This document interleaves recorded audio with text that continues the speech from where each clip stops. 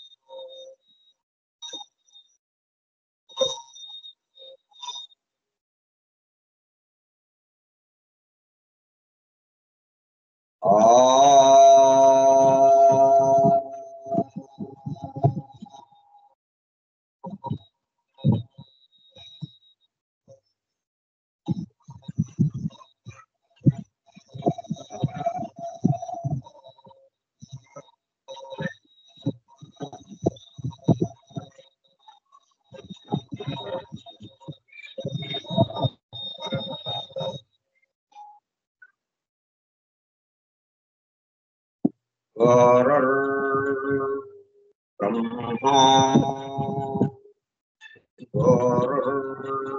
विष्णु गुरुर्देवो महेश्वरः गुरुः साक्षात्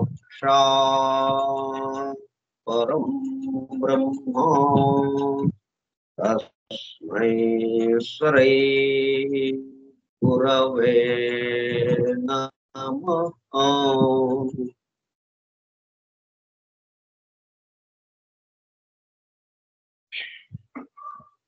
व्यासं वसिष्ठनप्तारं शक्तेः पौत्रमकल्मषम् पराशरात्मजं वन्दे सुखतातं तपोनिधिम् शुक्लाम्बरधरं विष्णुं शशिवर्णं चतुर्भुजं प्रसन्नवदनं ध्यायेत् सर्वविघ्नोपशान्तये। अगज आनन पद्मार्कं गजाननमहर्निशम् अनेकदं तं भक्तानाम् एकदन्तमुपास्महे। वक्रतुंड महाकाय कोटिसूर्यसमप्रभा निर्विघ्नं कुरु मे देव सर्वकार्येषु सर्वदा। सरस्वती नमस्तुभ्यं वरदे कामरूपिणी विद्यारम्भं करिष्यामि सिद्धिर्भवतु मे सदा। ॐ भूर्भुवः स्वः ॐ तत्सवितुर्वरेण्यं भर्गो देवस्य धीमहि धियो यो नः प्रचोदयात्।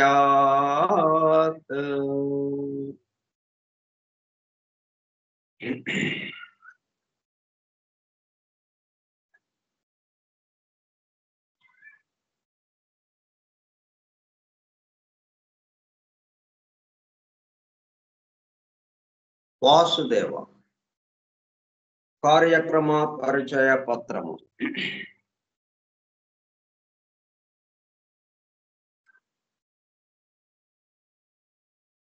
ఫోరం ఫర్ ట్రూత్ సీకర్స్, సత్యాన్వేషకుల బృందము. పరమ గురువులు హెలెనా పెట్రోనా బ్లవెట్స్కీ ద్వారా సమస్త మానవాళి ఆధ్యాత్మిక అభివృద్ధి పరిపూర్ణతల కొరకు అందించిన మ్యాగ్నమ్ ఓపస్, పరమ అద్భుత దివ్య గ్రంథము ద సీక్రెట్ డాక్ట్రైన్, రహస్య సత్య సూత్రము. దీన్నే గుప్త విద్య అని కూడా మనం తెలుగులో చెప్పుకుంటున్నాం, కానీ దీన్ని రహస్య సత్య సూత్రము ఇలాగా మనం చెప్పుకుంటున్నాం. వాల్యూమ్ 1 కాస్మోజెనసిస్, ప్రథమ సంపుటము బ్రహ్మాండోత్పత్తి క్రమము. Part 1 cosmic evolution and 7 stanzas from the book of Dhyan. ప్రథమ భాగము ధ్యాన గ్రంథములోని 7 స్టాంజాస్ లో వివరింపబడిన బ్రహ్మాండ పరిణామం. గ్రంథ పఠనము, అధ్యయనము, అవగాహన, ఆత్మదర్శనము కార్యక్రమము. 150వ పాఠము 150వ పాఠము 12/6/2024 బుధవారము సాయంత్రం 4:30 గంటలు. ఈ తేదీలో ఉన్న విశేషాన్ని కొంతమంది మిత్రులు వాట్సాప్ లో పెట్టారు. అంటే డజను, అర డజను, 2 డజన్లు అన్నట్టుగా 12/6/24 కదా మనం సరే మామూలుగా వేస్తుంటే 20 అనేది వేయం కదా, అందువల్ల డజను, అర డజను, 2 డజన్లు అన్నట్టుగా హాస్యంగా వేస్తారు. ద సీక్రెట్ డాక్ట్రైన్ స్కైప్ గ్రూపులో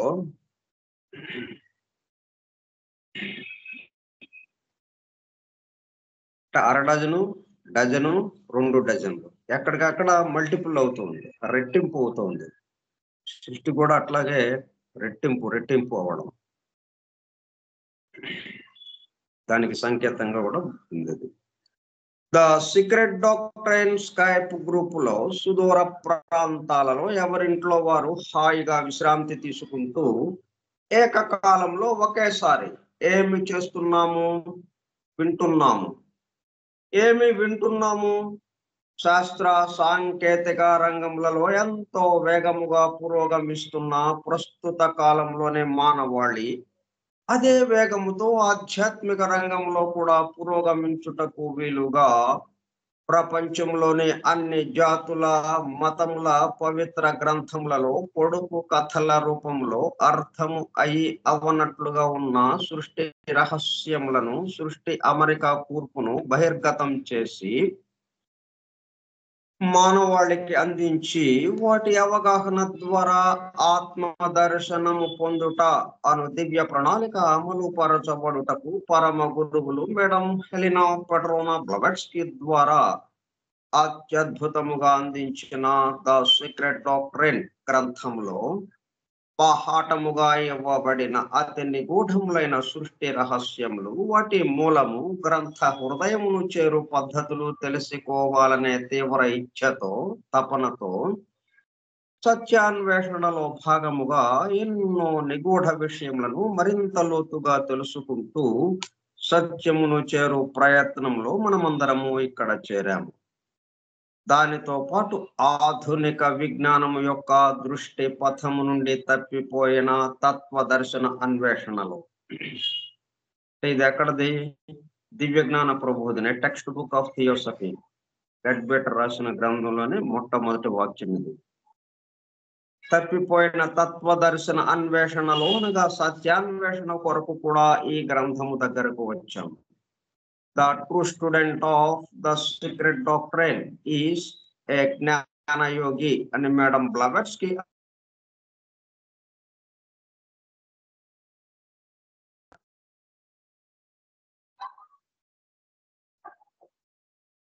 మనమందరము జ్ఞాన యోగిగా అవుటకు కూడా ఇక్కడ చేరాము.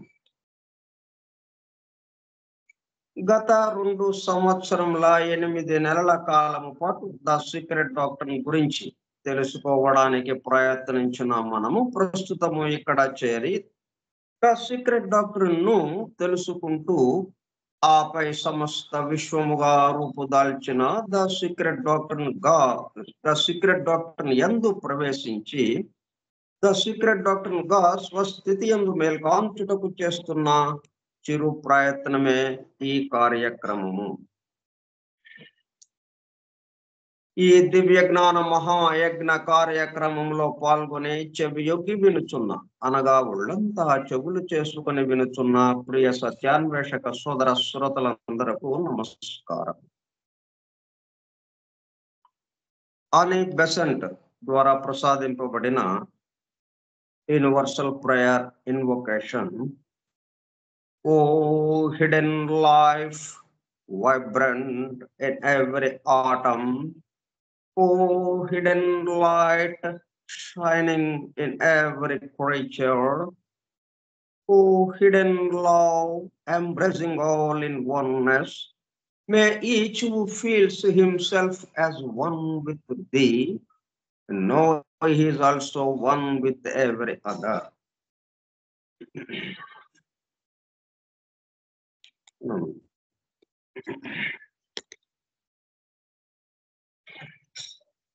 శ్రీపాద శ్రీ వల్లభ చరితామృతం గ్రంథంలో తెలిపినట్టుగా తిరుమల దాసు శంకర భట్టుకి ఈ విషయాలు చెప్పడానికి ముందు నిత్యానుష్ఠానాన్ని పూర్తి చేసుకుని ఇంకా తన యొక్క అనుభవాల్ని చెప్పడం ప్రారంభించేవాడు తిరుమల దాసు. అట్లాగే మనం ఈ నిత్యానుష్ఠానం పూర్తి చేసుకున్నాం.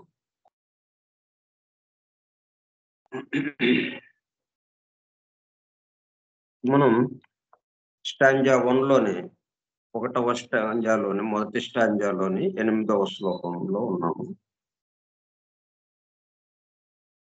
అది 2 భాగాలుగా ఉంది. మొదటి భాగానికి సంబంధించిన విషయాలు తెలుసుకుంటున్నాం. Alone, the one form of existence, the one form of existence, stretched, boundless, infinite, causeless, in dreamless sleep.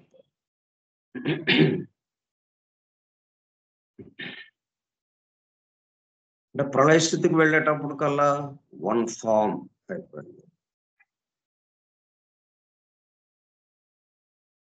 ఏకరూపమైంది. అదే వ్యక్త సృష్టిలో బహురూపము, ఏకరూపము ఉన్నది ఒకటే, అటు ఇటు మారుతూ ఉన్నది. ఎందుకు ఇది తెలుసుకోవడం అంటే ఇక్కడ మనకున్నటువంటి అనేక సమస్యలకి పరిష్కారం దాంట్లో ఉంది. 1 ఫామ్, అలాగే ఏకరూపము, బహురూపము ఒకటే, ఒకసారి ఏకరూపంగా ఒకసారి బహురూపంగా ప్రవర్తిస్తూ ఉన్నది అన్న విషయము తెలిస్తే మన నిత్య జీవితంలో మనకు ఎదురయ్యే అనేక సంఘటనలు, అనేక సమస్యలు అన్నిటికీ పరిష్కారం లభించినట్టు అవుతుంది. అందుకోసం మనం ఇవన్నీ చెప్పుకోవాల్సిన అవసరం ఏర్పడుతుంది. బహురూపములు ఏకరూపంపై హద్దులు లేని, అంతము లేని, కారణాలు లేని దిగంతాల పర్యంతం విస్తరించి జాగ్రత్త స్వప్న అవస్థలను దాటి గాఢ సుషుప్తిలో కరగిపోవంగా.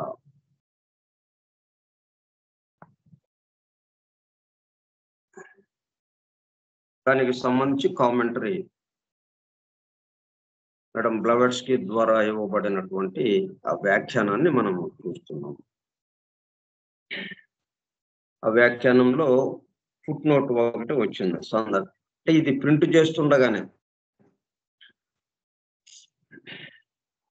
ఒక పక్కన ప్రింట్ అయిపోతుంది. 1888 అక్టోబర్కి పూర్తిగా అచ్చు వేయబడి ప్రింట్ చేయబడి గ్రంథముగా బయటకు వచ్చింది. ఆ ముందు ఒక 4-5 నెలలు, అంటే ఒక 5-6 నెలలు, 7-8 నెలల ముందు నుంచే ఈ ప్రింటింగ్ అనే వర్క్, ఈ ప్రింటింగ్ అనే మహాయజ్ఞం ప్రారంభమైంది. ఒక పక్కన ప్రింట్ అయిపోతూ ఉన్నాయి. అయితే అదే సమయంలో అంటే అప్పటి వరకు ఏది ఉందో అంతకు ముందు విషయాల వరకే దాంట్లో రాసి ఉన్నాయి.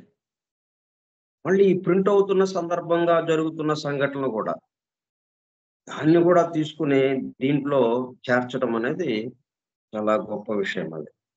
అట్లా ఈ విషయాన్ని చేర్చిందన్నమాట. ఇప్పుడు ఆక్స్ఫర్డ్ యూనివర్సిటీలో ప్రొఫెసర్ ఒకాయన సంస్కృత విభాగానికి సంబంధించిన ప్రొఫెసరు. ఆయన విక్టోరియా ఇన్‌స్టిట్యూట్ వార్షికోత్సవానికి ఆయన అతిథిగా పిలిచి ఆయన ప్రసంగం ఇమ్మంటే ఆయన చెప్తున్న విషయాల గురించి మనం ఇప్పుడు చెప్పుకోబోతున్నాం.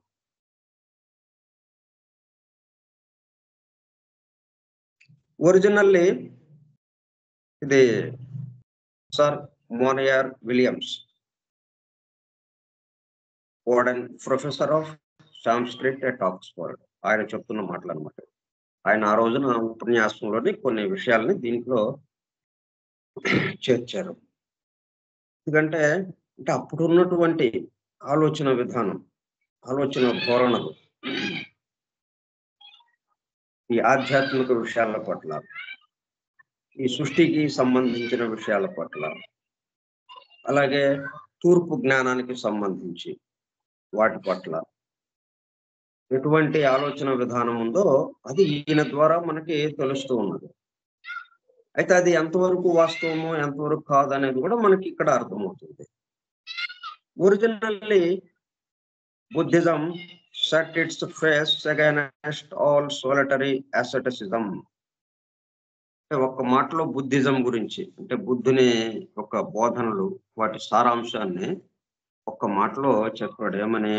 అసెటిసిజం అంటే వైరాగ్యము, సన్యాసత్వము, నియమబద్ధ జీవనము, వాటికి సంబంధించి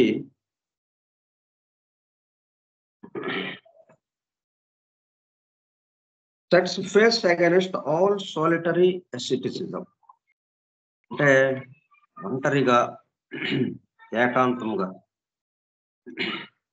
ఇతరులతో సంబంధం లేకుండా ఒక విధమైనటువంటి నియమబద్ధ జీవనం సాగించటం, అంటే ఒక సన్యాసిలాగా జీవించటం,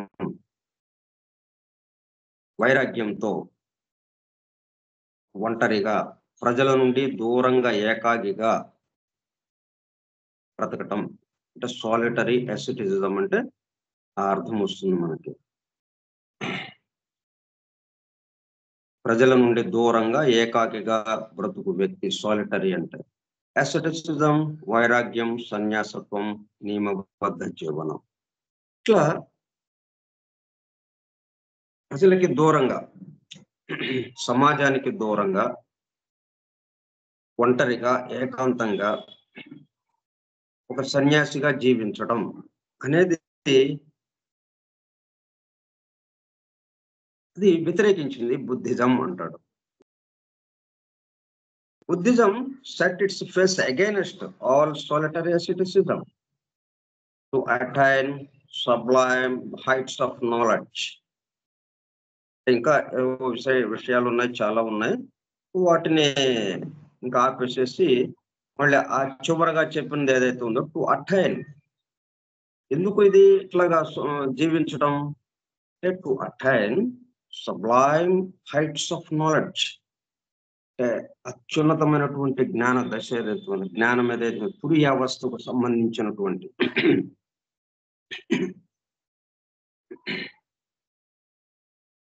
దాన్ని పొందటానికి, అంటే ఆ మోక్షం పొందటానికి, మోక్ష స్థితిని పొందటానికి, ఈ సృష్టి మొత్తంలో అత్యున్నత స్థితి ఏదైతే ఉందో దాన్ని పొందటానికి, ఏకత్వానుభూతిని పొందటానికి ఈ విధంగా చేయటం అనేది,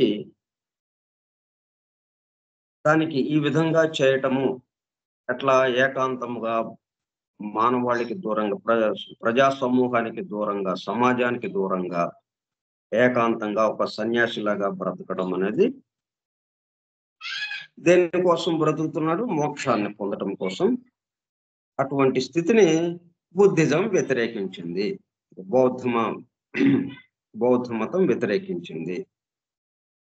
set its face against all solitary asceticism to attain sublime heights of knowledge. It had no occult, no esoteric system of doctrine.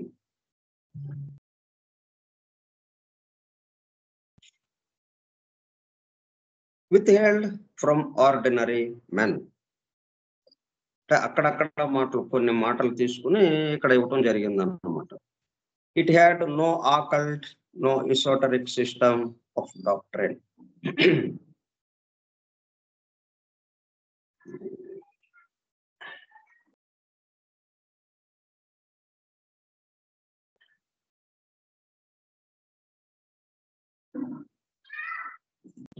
అట్లాగే రహస్యముగా గూఢముగా గుప్తముగా ఉన్నటువంటి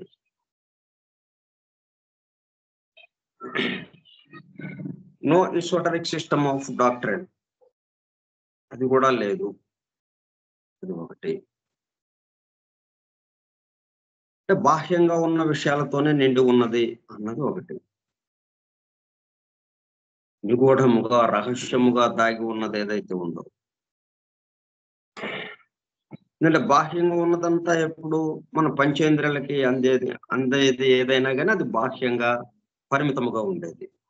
మరి ఈ విషయము అపరిమితమైనది, హద్దులు లేనిది కాబట్టి రహస్యముగా ఉండేది, అది నిగూఢముగా దాగి ఉండేది. అది దాని పట్ల ఏమాత్రము ఆలోచన లేకుండా ఉంది. No esoteric, no occult, no occult. అట్లా మన కంటికి ఏదైతే కనిపిస్తుందో అదే ఉన్నది అంతే అన్నది ఒక point. withheld from ordinary men.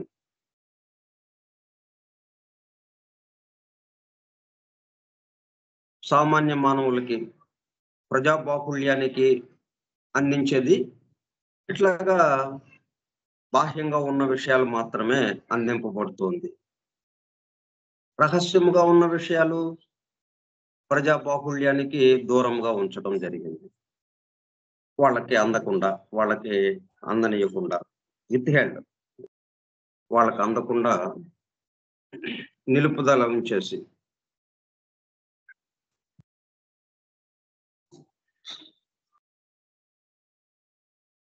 ఇవి అక్కడక్కడ మాటలు అనమాట. ఆయన యొక్క ఉపన్యాసంలో ప్రధానమైన కొన్ని భావాల్ని తీసుకుని ఇక్కడ ఇవ్వటం జరిగింది. withheld from ordinary man. ఇక్కడ బ్రాకెట్లు ఏం చేసిందంటే బ్లవెట్స్ కి ఆశ్చర్యార్థకం పెట్టింది. అంటే ఈయన యొక్క స్టేట్మెంట్స్ లోనే ఒకదానికొకటి వ్యతిరేకం, ఒకదానికి ఒకటి కాంట్రడిక్షన్ గా, దానికి ఆశ్చర్యం పోయినట్టుగా. ఏంటి అది అక్కడేమో అలా చెప్పారు, ఇక్కడ ఇలా చెప్పాడేంటి? అదే ఉపన్యాసంలో అప్పటికప్పుడే ఇట్లా రెండు విధాలైన భావాల్ని, రెండు విరుద్ధ భావాల్ని తీసుకొచ్చాడని ఆశ్చర్యపోతూ రెండు ఆశ్చర్యార్థకాలు పెట్టారు. And again when Gautama Buddha began his career, the latter and lower form of yoga seems to have been little known. Gautama బుద్ధుడు తన అన్వేషణ ప్రారంభించిన ఆ తర్వాత జ్ఞానోదయమైన సమయం తర్వాత, బుద్ధుడిగా మారిన తర్వాత ఆయన యొక్క బోధించటం, ఉపదేశించటం ప్రారంభించిన సమయంలో began his career, the latter and lower form of yoga seems to have been little known. ఆ సమయంలో ఉన్నటువంటి యోగా పద్ధతులు, ఈ యోగా పద్ధతులు ఏంటి? ఈ మోక్షాన్ని చేరటానికి, బంధాలని తెంచుకుని విముక్తి అవ్వటానికి, బంధ విముక్తమై మోక్షస్థితి చేరడానికి కావలసినటువంటి అనేక రకమైన యోగా పద్ధతులు ఆ రోజులలో వాడుకలో ఉన్నవి. లాటర్ అండ్ లోయర్ ఫామ్, అవి కూడా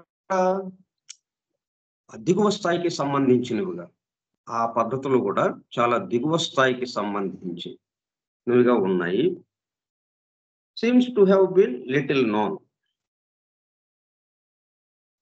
ఆ పద్ధతుల గురించి పెద్దగా తెలియకపోయి ఉండవచ్చు ఈయనకి అన్నట్టుగా అదొక statement. And then contradicting himself. ఇట్లా మళ్ళీ అంటే ఆయన సంస్కృత్ ప్రొఫెసర్‌గా ఇటు సంస్కృతానికి సంబంధించి అనేక గ్రంథాలు, అక్కడి నుంచి బుద్ధిజానికి సంబంధించి పాళీ భాషలో ఉన్నటువంటి ఆ గ్రంథాలు, ఇట్లా వాటిని అధ్యయనం చేసి అంటే ఈయన బుద్ధుడు ఈ విధంగా ఎట్లాగా ఉపదేశించాడు, ఎందుకు ఉపదేశించాడు, ఆయన కాలంలో అదే కాలంలో ఈ వేదానికి సంబంధించినటువంటి పద్ధతులు అవి ఎట్లాగా ఉన్నాయి, వాటిని వ్యతిరేకిస్తూ ఈయన ఎట్లా చెప్పాడు అని ఈ విధంగా ఆ విషయాలు చెప్పడం కోసం ఆయన్ని పిలిపించారు. ఆయన ఆ విషయాలు చెప్తూ ఒకదానికొకటి ఏదైనా చెప్పినప్పుడు ఒకే విషయము వివరిస్తూ వెళ్తుండాలి. ఒక వాదనకి సంబంధించి నువ్వెక్కడ ఎటువంటి వాటిల్లోకి వెళ్ళినా గాని, ఇదిగో దానికి సంబంధించి పద్ధతి ఇలాగా ఉంది, ఇది ఇలాగా ఉండాల్సింది ఇలాగా ఉంది అని ఏదో ఒక పద్ధతిలో వాదించాల్సింది 2 రకాల వాదనలను ఆయనే తీసుకొస్తున్నాడన్నమాట. అందుకు ఆశ్చర్యం అని. అండ్ దెన్ కాంట్రాడిక్టింగ్ హిమ్సెల్ఫ్, మళ్ళీ తనకు తనే విభేదిస్తూ ఇంకొక స్టేట్మెంట్ ఇచ్చాడు. The learned lecturer fourth with informs his audience that. మళ్ళీ వెంటనే ఇంకేం చేశాడు, ఇట్లా వీళ్ళు చెప్తూ వెళ్తున్న వాడల్లా వింటున్నటువంటి సభికులకి ఇంకొక దానికి తద్విరుద్ధంగా అంతకు ముందు వరకు చెప్పినటువంటి విషయాలు ఏవైతే ఉన్నాయో వాటికి విరుద్ధంగా, కాంట్రాడిక్టింగ్ హిమ్సెల్ఫ్, విరుద్ధంగా ఏం చేశాడు, వెంటనే తన ఆడియన్స్ కి తను చెప్తున్నటువంటి వింటున్నటువంటి ప్రేక్షకులకి, శ్రోతలకి, వింటున్నటువంటి శ్రోతలకి ఈ విధంగా తెలియజేసి informs his audience that we learn from Lalita Vistara that various forms of bodily torture, self-maceration and austerity were common in Gautama's time. అంటే గౌతముడికి ఈ లోయర్ ఫార్మ్స్ కి సంబంధించిన యోగా పద్ధతులు అవి తెలియదు ఆయనకి అనేది ఒకటి అంతకుముందు చెప్పాడు. మళ్ళీ ఇప్పుడేమంటాడు, ఆ కాలంలోనే గౌతముడి కాలంలో లలితా విస్తార అన్న గ్రంథం ఒకటి ఉంది అన్న ఒక పద్ధతి. ఆ లలితా విస్తారలో ఆ గ్రంథంలో ఏం తెలుపబడింది, various forms of bodily torture. ఈ యోగ పద్ధతుల్లో ఏంటి, ఈ మోక్షాన్ని బంధ విముక్త స్థితిని పొంది అక్కడి నుంచి మోక్ష స్థితిని పొందటానికి అనేక రకాలైనటువంటి శారీరకంగా శరీరాన్ని ఎన్నో ఇబ్బందులకు గురి చేయటం, అంటే ఉపవాసాలు ఉండడం, ఒంటి కాలి మీద నిలబడి తపస్సు చేయటం, ఇట్లా టార్చర్, బాగా చలిలో ఎక్కువ చలిగా ఉన్న దాంట్లో దిగంబరంగా ఉండడం, ఎక్కువ వేడిగా ఉన్న దాంట్లో చలిని, వేడిని, అంటే ఈ బాడీని, ఈ దేహాన్ని అనేక బాధలకి గురి చేయటం. ఈ మొత్తం మన యొక్క కోరికలకి వీటన్నిటికీ బాహ్య భౌతిక జీవితానికి ఆకర్షింపబడటం, వాటిలో ఉండటము అనేది మొత్తం కూడా ఈ దేహమే కారణం. కాబట్టి దేహాన్ని కృషింపజేస్తే, దేహాన్ని బాధలకి గురి చేసి దేహాన్ని కృషింపజేస్తే అప్పుడు మనం మోక్షానికి చేరటానికి అవకాశం ఏర్పడుతుంది అన్నట్టుగా అదొక పద్ధతిలో అయోగ పద్ధతి ఉండేది. ఆయన కాలంలో ఉంది లలితా విస్తార అన్న గ్రంథం ద్వారా అది ఉన్నట్టుగా మనకి తెలుస్తోంది. Various forms of bodily torture, self maceration, కుసింపజేయటం అన్నమాట. తనకు తాను మామూలుగా మెసరేషన్ అంటే ఏంటన్నమాట, రుబ్బడం, నూరటం, నానవేయటం, రకరకాల స్థితిలో మనం ఎట్లాగైతే మనం ఆహారం తీసుకోవడానికి ముందు వాటిని ఆ గింజల్ని ఏం చేస్తాం, రకరకాలైన పద్ధతుల్లో అవన్నీ నానబెట్టడం నీళ్ళల్లో, రుబ్బడం ఎంత చేస్తాం కదా! అట్లాగా మన శరీరాన్ని ఆ విధమైనటువంటి బాధలకి గురి చేయటం, కృశింపజేయటం.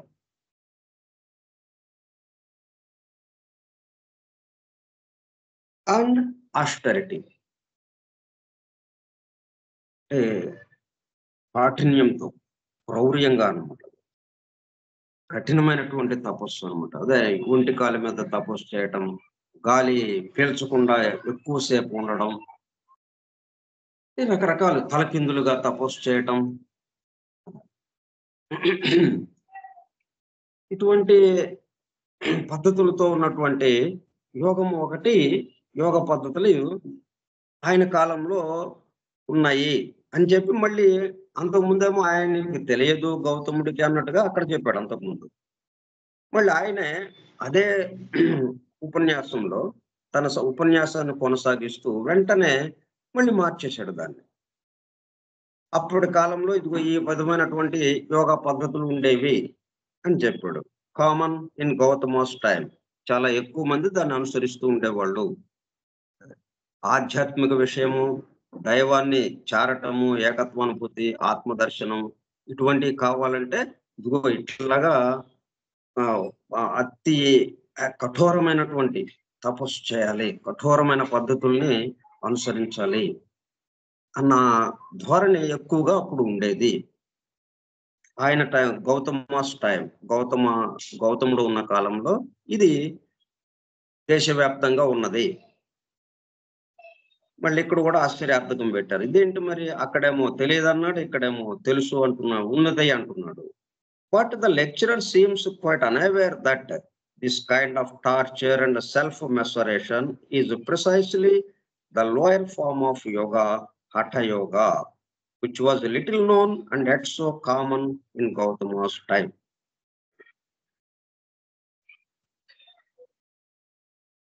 అయితే ఈ పద్ధతులు ఇట్లాగా ఉంది దేశవ్యాప్తంగా అన్నది దాన్ని హఠయోగ పేరుతో, హఠయోగ ప్రదీపక అని చెప్పి ఎన్నో గ్రంథాలు ఉన్నాయి హఠయోగానికి సంబంధించి.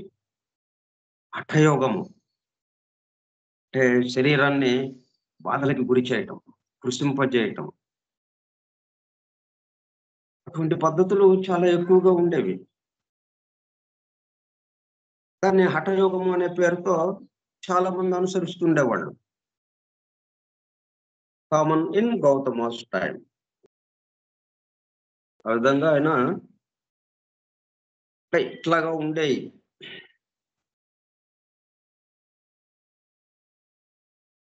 The above, according to the teachings of Sri Shankaracharya, is undeniable. ఇక్కడ ఇట్లాగా అంటే మనం the Upanishads are made to rest అంటే బుద్ధిజం గురించి, బుద్ధిజానికి ఈ ఉపనిషత్తుకు వేదానికి సంబంధించినటువంటి, వేద జ్ఞానానికి సంబంధించినటువంటి విషయంలో ఇట్లాగా ఈ లెక్చరరు ఇలాగా చెప్తే, ఈ ప్రొఫెసరు ఇంకా ది అబోవ్ మనం ఇంతవరకు చెప్పుకుంటున్నాం. అంతకుముందు ఈ స్టాంజా 1 కి సంబంధించి 8వ శ్లోకంలోనే మొదటి పాదం ఎలాగ చెప్పుకున్నాం, మొదటి భాగం alone the one form of existence stretched boundless, infinite, causeless in dreamless sleep. ఆ ప్రళయ స్థితిని వర్ణించడం ఏదైతే ఉందో దానికి సంబంధించి according to the teachings of Sri Shankaracharya is undeniable. ఎందుకంటే ఇది ఎలాగో ఈయన గురించి, ఈ ప్రొఫెసర్ గురించి అంటే ఈయన ప్రొఫెసర్ని ఎందుకు తీసుకొచ్చింది ఏమి ఇక్కడ, అటువంటి వాదనలు చాలా తీవ్రంగా ఉండేవి ఆ కాలంలో, ఆ రోజులు. బ్లావెట్స్కి ఈ దివ్య జ్ఞానానికి సంబంధించి ఈ సీక్రెట్ డాక్టర్ గ్రంథాన్ని మనకు అందించే సమయంలో ప్రపంచవ్యాప్తంగా ఇటువంటి వాదనలు ఉండేవి. అందువల్ల దాన్ని అందరి ముందు ఉంచి వాటిల్లో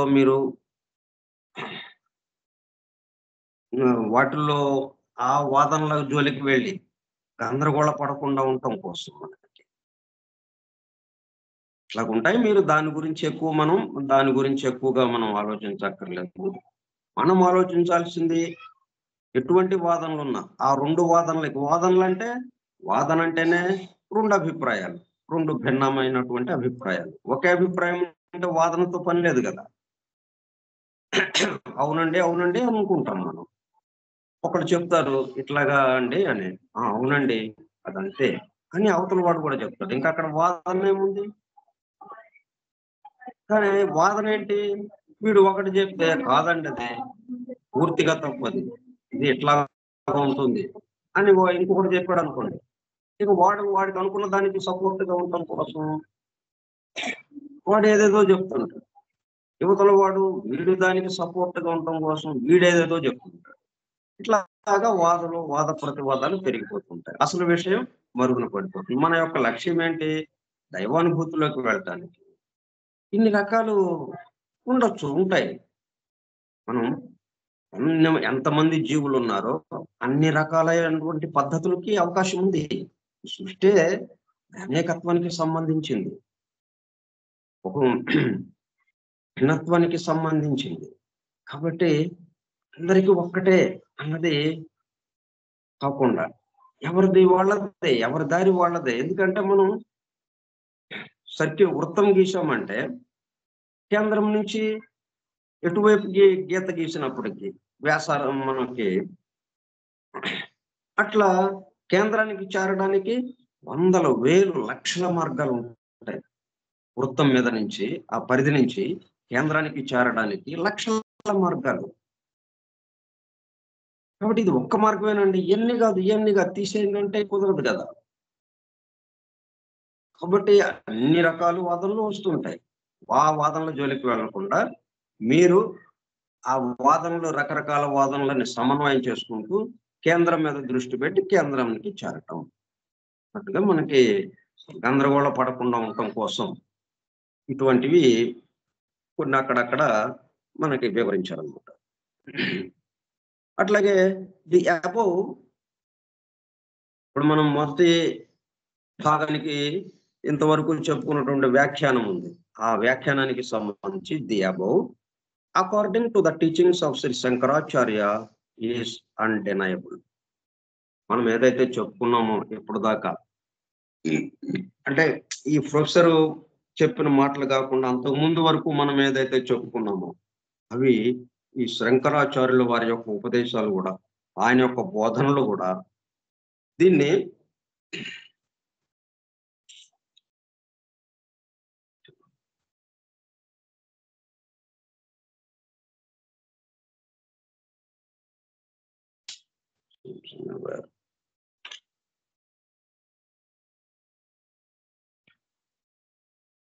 అన్‌డెనయబుల్.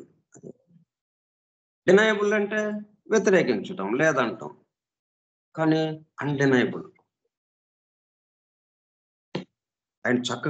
ఆయన ఏదైతే ఉపదేశించాడో దానికి అనుగుణంగానే మనం ఇక్కడ వివరించుకోవడం జరిగింది. ఎందుకంటే ఉన్నదే ఇది కాబట్టి శంకరాచార్యుల వారు ఆయన బోధించిన విషయము అంతకు ముందున్న విషయమే.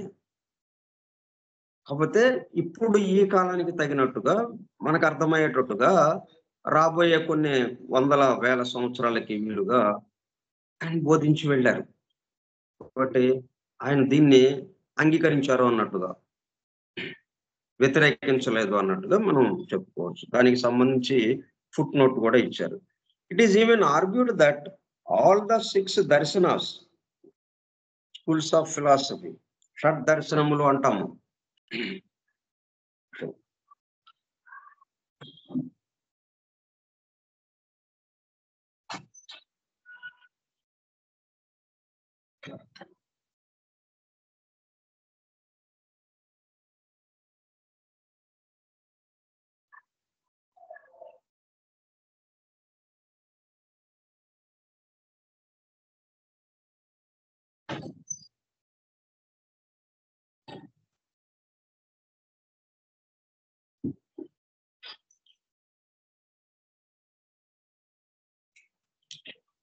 ఏమిటా షడ్దర్శనములు?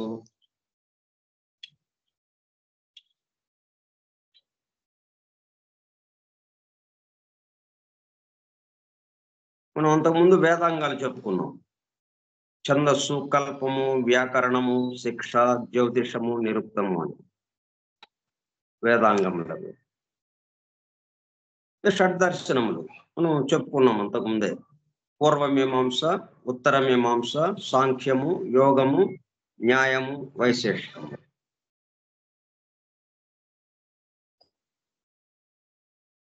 ఒకదాన్ని మనం అర్థం చేసుకోవడానికి ఇవి ఉపయోగపడుతూ ఉంటాయి.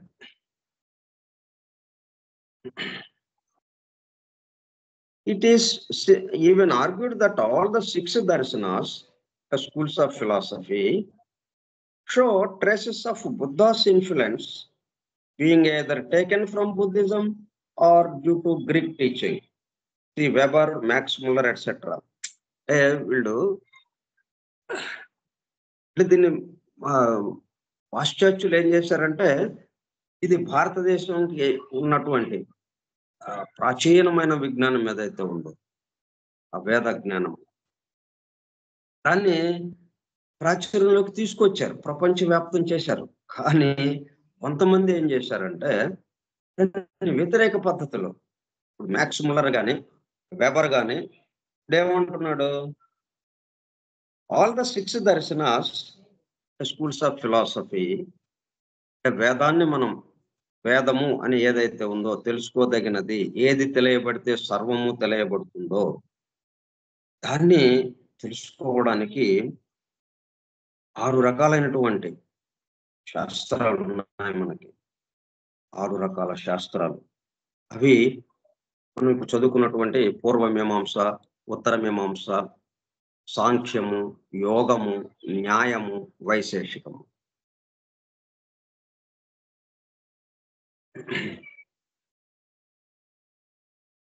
ఇవి ట్రేసెస్ ఆఫ్ బుద్ధాస్ ఇన్ఫ్లుయెన్స్ అంటున్నాడు. అది ఇంకా విచిత్రమైన విషయం.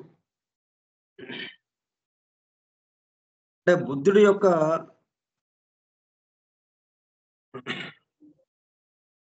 యొక్క ప్రభావంతో ఈ 6 శాస్త్రాలు వచ్చినాయి అన్నట్టుగా చెప్పడం జరిగింది. మరి ఇది బుద్ధుడికి ముందు ఇంకా ప్రాచీనమైనటువంటి విషయం ఇది. వేదము, ఉపనిషత్తులు అన్ని కూడా చాలా చాలా అత్యంత ప్రాచీనమైనవి. మరి బుద్ధుడు తర్వాత ఈ మధ్యన వచ్చినవాడు 2500 సంవత్సరాల క్రితం. ఆయన యొక్క ప్రభావం వల్ల ఈ 6 శాస్త్రాలు వచ్చినాయని చెప్పడం మరి అది ఎలాగా సమంజసం అవుతుంది? Being either taken from Buddhism or due to Greek teaching. గ్రీకులకి మనకన్నా, ఇక్కడ కన్నా, భారతీయుల కన్నా గ్రీకులకి చాలా ముందు తెలుసు. వాళ్ళ నుంచి మనం తెలుసుకోవడం జరిగింది భారతీయులు అని ఎవరు చెప్తున్నారు? వెబర్ అన్న ఒక ఆయన, మ్యాక్స్ ముల్లర్ ఒక ఆయన. We labor under the impression that Colebrooke, the highest authority in such matters, had long ago settled the question by showing that వీళ్ళు ఇట్లాగా చెప్తున్నారు కదా, అంటే భారతీయులకి ఏమీ తెలియదు, భారతీయులంతా ఒకళ్ళ దగ్గర నేర్చుకున్నారు. అప్పుడు బుద్ధుడి యొక్క ప్రభావం కొంత, ఇటు గ్రీకులు, అలాగే ఈజిప్షియన్లు, చాల్డియన్లు, ఇట్లాగా ఈ పాశ్చాత్యుల నుంచి ఆ జ్ఞానాన్ని వాళ్ళు అందుకున్నారు.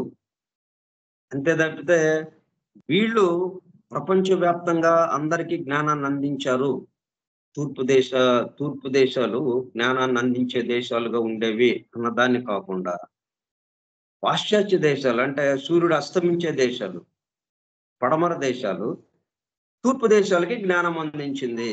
అంటే అస్తమిస్తున్న సూర్యుడు ఉదయిస్తున్న సూర్యుడికి జ్ఞానాన్ని అందించింది అన్నట్టుగా చెప్పుకుంటూ వచ్చారన్నమాట. అట్లాగే కోల్బ్రూక్ కానీ ఇట్లా ఇటువంటి భావాన్ని బలీయంగా పాశ్చాత్య దేశాల్లో ఉన్నాయి, ఇటువంటి భావం ఆ రోజుల్లో. దాన్ని ఈ కోల్బ్రూక్ అన్న ఆయన, అంటే ఇప్పుడు కూడా మనం మరి అదే పద్ధతిలో మనకన్నా పాశ్చాత్యులకి ఎక్కువ తెలుసు అన్న భావంలోనే ఉంటున్నాం.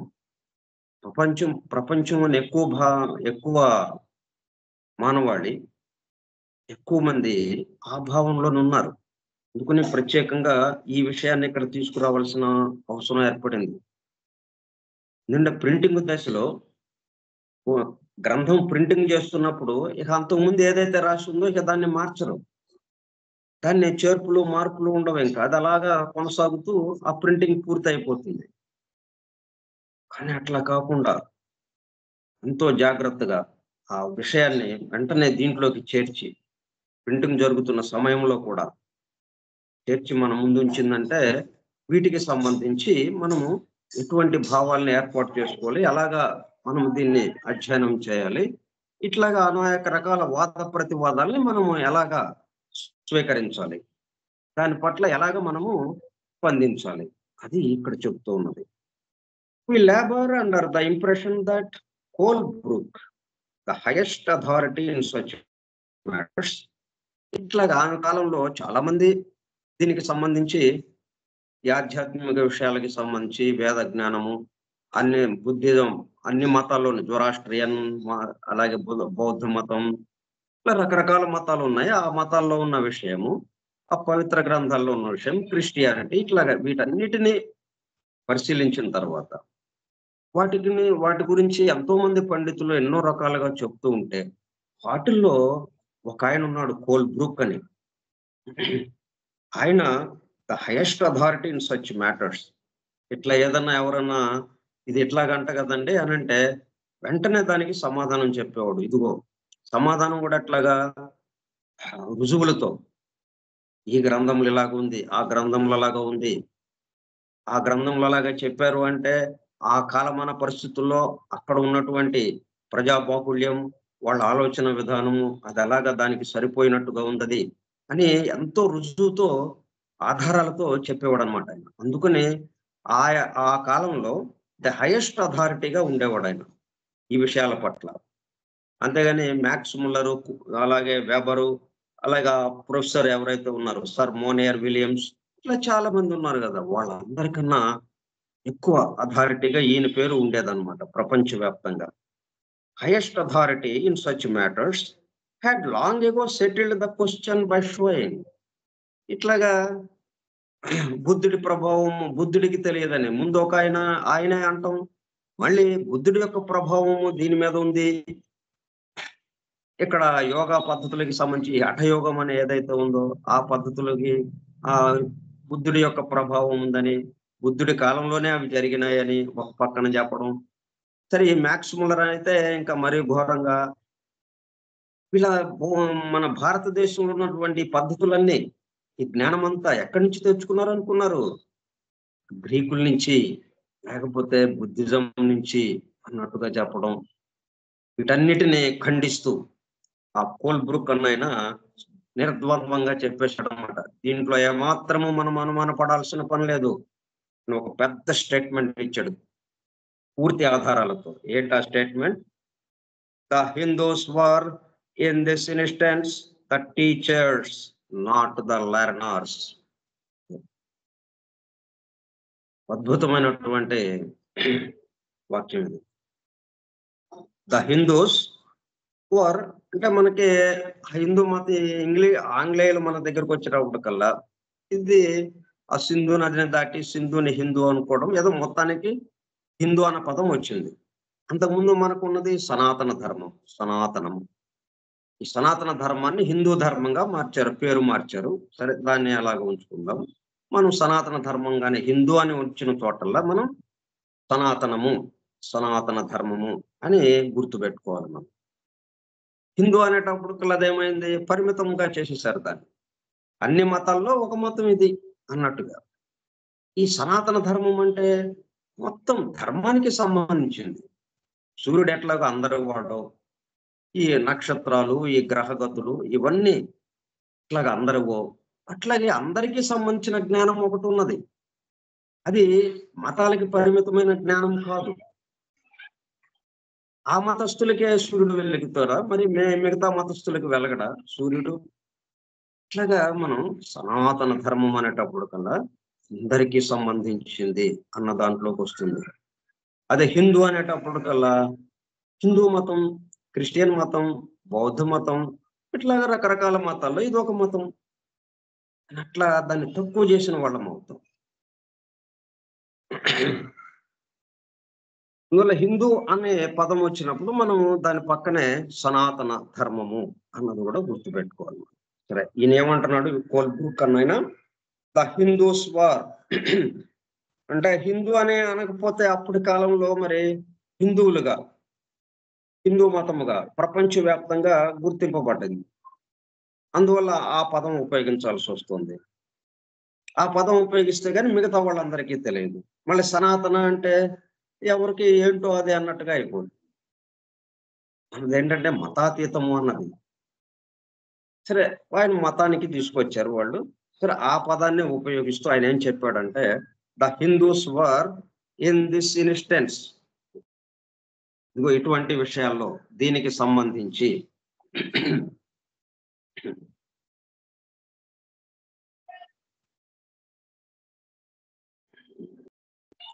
ఈ సందర్భంలో ఇట్లా ఈ జ్ఞానానికి సంబంధించి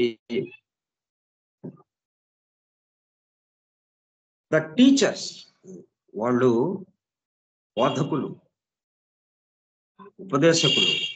అంతేగాని నాట్ ద లెర్నర్స్. నేర్చుకునే వాళ్ళు కాదు వాళ్ళు.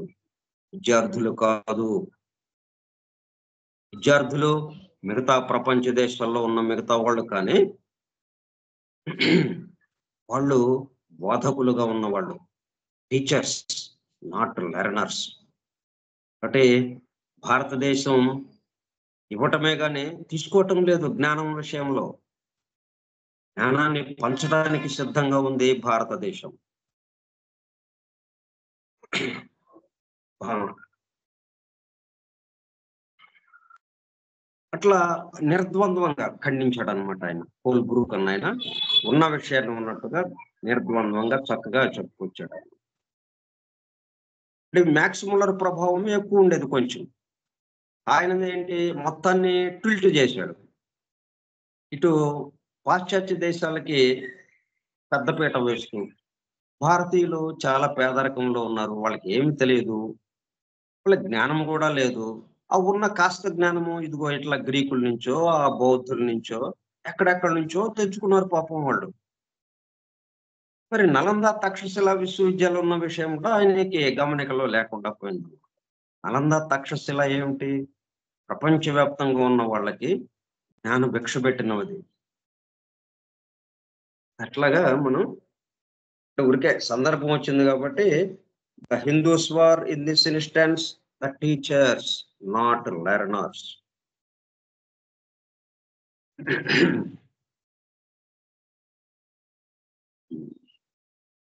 ఎందుకు ఇదంతా వచ్చిందంటే మనకి వన్ ఫార్మ్ ఆఫ్ ఎగ్జిస్టెన్స్ అన్న విషయం దగ్గరికి వచ్చేటప్పుడు కల్లా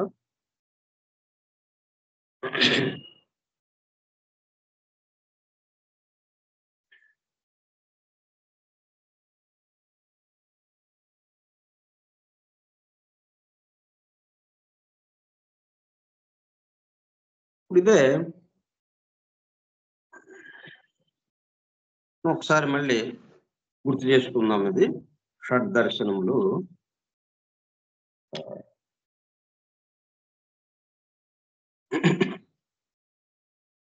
వేదమును దర్శింపచేయుటకు కావలసిన 6 శాస్త్రములు. వేదం అంటే ఏంటి? స్వస్థితి. తనను తను మొత్తానికి సంబంధించింది ఎవరైతే ఉన్నారో, అంటే తనను తను దర్శింప చేయటానికి. అదే గదా మనం కూడా. మొత్తానికి ఆధారమైన వాడు ఎవడున్నాడో వాడే మనము. ఇప్పుడు స్థితి భేదం అంత తప్పితే ఆయనే ఈ స్థితిలో ఉన్నాడు. కాబట్టి దీన్ని ఉన్నది ఉన్నట్టుగా యథార్థంగా వాస్తవంగా ఉన్న స్వస్థితి ఏదైతే ఉందో దాన్ని దర్శింప చేయటానికి. అంటే వేదం అనంగానే ఇది మనకి సంబంధం లేని ఏవో గ్రంథాలు ఒక 4 భాగాలుగా ఉన్న అది కూడా మళ్ళీ 4 గ్రంథాలని చెప్పుకుంటా ఉంటాం. ఒకదాని యొక్క 4 భాగాలని అనకుండా మనం దేనికి దానికి ఒక్కొక్క వేదం. 4 వేదాలండి అంటాం. వేదాలు 4 కాదు. వేదము ఒకటే. దాన్ని 4 భాగాలుగా మనకు అందించారు. మనం ఉన్నది చోటు ఒకటే గదా! ఆకాశము ఒకే ఇదిగా ఉంది గదా! కానీ దాన్ని ఏమంటున్నాం మనం? 4 దిక్కులు అంటున్నాం. 4 దిక్కులు ఉందా దానికి? దానికి దిక్కులు లేవు. మనకి దిక్కు. మన కోసం మనం ఈ పరిమితముగా ఉన్న మనము వ్యవహార దాని కోసం, ఈ లౌకిక వ్యవహారాలుగా మనం నడుపుకోవటం కోసం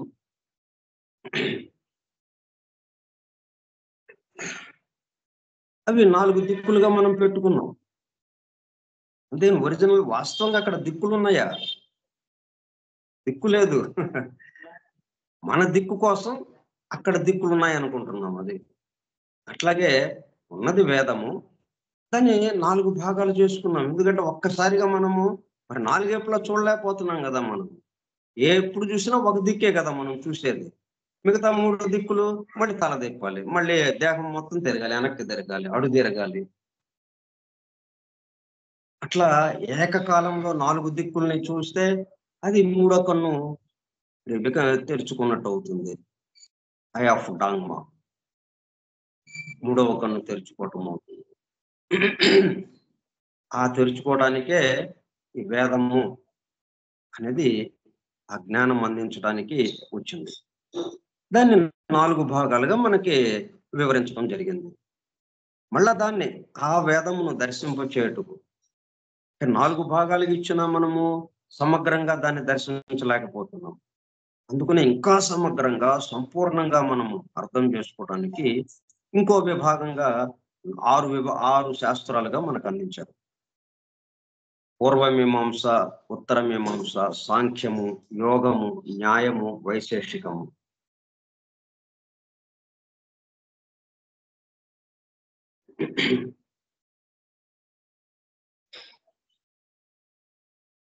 ఇది ఎప్పుడున్నాయంటున్నాడు? వేదం ఉన్నప్పటి నుంచే ఉంటాము. ఏదన్నా ఉంది అంటే అప్పటి నుంచే అది ఉంటుంది. అంతేగాని ఫస్ట్ ఎప్పుడో వేదం ఉంది. ఆ వేదాన్ని దర్శించడానికి 6 శాస్త్రాలు ఇగో ఈ మధ్యన వచ్చినాయండి అని అంటానికి ఉంటుందా అది? ఉండదు. వేదము అంటే సృష్టి కన్నా ముందున్నది. సృష్టి కన్నా ముందుంటేనే సృష్టిలో అది రావడానికి అవకాశం ఉంటుంది. సృష్టిలో ఉన్నప్పుడు దాన్ని దర్శించడానికి మనకు అవకాశం ఉంటుంది సృష్టిలో ఉన్నవాళ్ళు. అదే సృష్టికి ముందు లేకుండా సృష్టి మధ్యలో వస్తే అది మనకి అందుబాటులోకి ఉండదది. ఇందు పూర్వమీమాంస వేదములందలి కర్మలను వానికి సంబంధించిన ఫలమును గూర్చిన శాస్త్రములు తెలుపును. దీనిని జైమిని వివరించును. కర్మ యొక్క ఫలితములు ఆచరించువానికి చెందకుండా యజ్ఞస్వరూపుడకు భగవంతునకు సమర్పణముగా చేయుట తన్మూలమున జ్ఞానమార్జించి మోక్షం చెందుట అను విషయములను తెలుపునది ఉత్తరమీమాంస. దీనిని వ్యాసుడు బ్రహ్మసూత్రములలో వివరించాడు. అంటే వ్యాసుడు బ్రహ్మసూత్రాల్లో వివరించాడంటే అంతకు ముందు ఉంటేనా ఈయన కొత్తగా ప్రవేశపెట్టాడా? కొత్తగా ప్రవేశపెట్టడం ఉండదు ఎప్పుడు. అంతకు ముందు ఉన్నదే ఇప్పుడు వాళ్ళకి అనుగుణంగా ఉండటానికి వీలుగా ఏదైనా కొత్త పద్ధతిలో రావచ్చు. ఇప్పుడు సీక్రెట్ డాక్ట్రిన్ వచ్చింది. ఇది ఇప్పటి నుంచి రాబోయే కాలానికి సరిపోయేటట్టుగా ఇది అందివ్వబడింది కొత్త పద్ధతిలో. అంత మాత్రం ఇది కొత్తగా వచ్చింది. పాతయన్ని రద్దు అనటానికి లేదు కదా! పాత వాటినే అవన్నీ మనకి అర్థం కాని స్థితిలో మనం ఉన్నాం కాబట్టి దాంట్లో ఉన్నటువంటి నిగూఢంగా, రహస్యముగా ఆకల్ట్ అండ్ ఈసోటరిక్ దాగి ఉన్నది ఏదైతే ఉందో దాన్ని బాహాటంగా మన ముందుంచి మనము దాన్ని అందుకొని మనం ఏకత్వానుభూతిలోకి వెళ్ళటం కోసం, మన స్వస్థితి యందు మేల్కాంచడం కోసం ఇవ్వబడింది ఇది. కొత్తగా ఇచ్చేదేమీ ఉండదు. సాంఖ్యము లేక బుద్ధి గ్రాహ్యమగు జ్ఞానము 24 తత్వములుగా సృష్టి రహస్యములను గ్రహించి 25వ వాడు పురుషుడుగా నిరూపింపబడు శాస్త్రము సాంఖ్యం అనేది. దీనిని కపిలుడు వివరించాను. యోగం అనగా సత్కర్మలచే దేహంలోని ధాతువులను, ఇంద్రియములను, మనస్సును పరిశుద్ధి చేసుకుని పురుషుడు సమాధి స్థితిని చెంది వర్తించు జ్ఞానం. యోగం అంటే సత్కర్మలచే, అంతేగాని దేహాన్ని అటు చేసి ఇటు చేసి గందరగోళం చేసి అన్నట్టు కాకుండా యోగం అనేది తర్వాత కాలంలో ఎవరెవరో వాళ్ళ యొక్క ఆలోచన విధానంలో అది వచ్చింది. కానీ వాస్తవంగా యోగం అనేటప్పుడు కల్లా సత్కర్మలచే అంటే మన పనులని ఆయనకి సమర్పణగా, ఈ సృష్టికి సంబంధించిన వాడికి సమర్పణగా, సృష్టికి సమర్పణముగా పనిచేయటం. దాని ద్వారా ఇంద్రియములను మనస్సును పరిశుద్ధి చేసుకుని పురుషుడు సమాధి స్థితిని చెంది వర్తించు జ్ఞానము. అలాగే దాని పతంజలి 8 విధాలుగా వివరించాడు. యమము, నియమము, ఆసనము, ప్రాణాయామము, ప్రత్యాహారము, ధారణము, ధ్యానము. దీంట్లో ఎక్కడ కూడా కఠినమైనటువంటి పద్ధతులు ఎక్కడా లేదు. శరీరాన్ని కృషింప చేయటం ఎక్కడా లేదు. దేహమే మనకు ఆధారం కాబట్టి మనం ఒక ఊరికి వెళ్ళాలంటే వాహనం కావాలి. రైలు, బస్సు, లేకపోతే మన కారు ఏదో. దాన్ని ఎంత జాగ్రత్తగా చేసుకుంటాం? దాన్ని కృషింపజేస్తామా? కృషింపజేస్తే అక్కడ ఆగిపోతాం. అంటే దేహము ఎంతో ముఖ్యమైనది. కాబట్టి దాన్ని ఇంకా జాగ్రత్తగా దాన్ని పరిణితి చేసి, దాన్ని పరిశుద్ధి చేసుకొని త్వరగా వెళ్ళటానికి దేహం ఎలాగ ఉపయోగించుకోవాలో అట్లా చేయాలి మనం. అట్లాగా చెప్పింది ఈ 6 శాస్త్రాల్లో ఉన్నటువంటి యోగము. న్యాయమనగా సత్యమును వివరించి నిర్వచించుట ఎట్లో, దాని మార్గమున మనస్సును అధ్యాపనము చేసి బోధించుట ఎట్లో తెలుపు శాస్త్రము. దీనిని గౌతముడు జయముని వివరించింది. వైశేషికమనగా అణువులు, కణములు, వాని నిర్మాణము, వాని వలన సృష్టి నిర్మాణములను గురించి తెలుపు శాస్త్రం. సైంటిస్టులు ఆటమ్స్ గురించి, అణుశక్తి గురించి, ఆటమిక్ ఎనర్జీ గురించి చెప్పడానికి ముందే, కొన్ని వేల సంవత్సరాల ముందే ఈ శాస్త్రం ఉంది మనకి. కణాల గురించి, సృష్టి నిర్మాణం గురించి దీనిని కణాదుడు వివరించాను. ఈ 6ను వేదము దర్శించుటకు కావలసిన పూర్వరంగం ఇచ్చింది. ఇవన్నీ భగవద్గీతలో వేద పురుషుని యందు సమన్వయము చేయబడింది. అట్లాగా సరే, మనం ఇక రేపు వచ్చే సోమవారం నాడు దీంట్లో 2వ భాగమైనటువంటి, ఇది మొదటి భాగం ఇప్పుడు చదువుకున్నాం. ఆ శ్లోకంలోని మొదటి భాగం, ఆ శ్లోకంలోని 2వ భాగాన్ని మనం సోమవారం నాడు తెలుసుకున్నాం. దానికి సంబంధించిన వ్యాఖ్యానాన్ని మనం తెలుసుకుందాం. స్వస్తి ప్రజాభ్యః పరిపాలయంతాం న్యాయేన మార్గేణ మహిం మహిషాః గో బ్రాహ్మణేభ్యః శుభమస్తు నిత్యం. లోకాః సమస్తాః సుఖినో భవంతు. లోకాః సమస్తాః సుఖినో భవంతు. లోకాః సమస్తాః సుఖినో భవంతు. ఓం శాంతి శాంతి శాంతి. ఒక నిమిషం కొద్దిగా వివరణ మనం ఉంచుకోవాలి, సందర్భం వచ్చింది కాబట్టి. భారతీయులకి తెలుసు, మిగతా వాళ్ళకి తెలియదు అన్నట్టుగా కదా మనం ఇక్కడ ఆయన కోల్బ్రూక్ అన్న ఆయన Hindus are teachers not learners అని అన్నాడు. అంటే హిందూస్ అంటే మనం భారతీయులుగా చెప్పుకోవాలి. భారతీయుడు అంటే వెలుగునందు రతి, రత అంటే రమించువాడు, వెలుగు కోసం వెతికేవాడు, వెలుగు యందు ఆనందాన్ని అనుభవించేవాడు, ఆ దైవ వెలుగునందు అన్నట్టుగా.